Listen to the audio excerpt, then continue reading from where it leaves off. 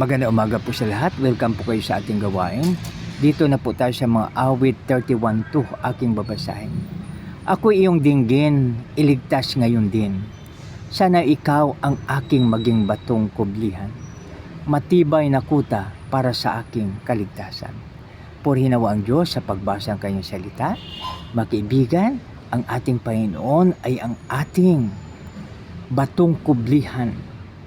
Matibay na kuta para sa ating kaligtasan. Basahin ko po mula sa 1. Lumapit ako sa iyo, Yahweh, upang ingatan. Huwag mo sana akong ilagay sa kahihiyan.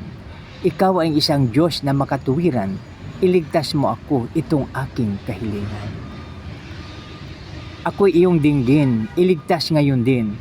Sana ikaw ang aking maging batong kublihan. Matibay na kuta para sa aking kaligtasan.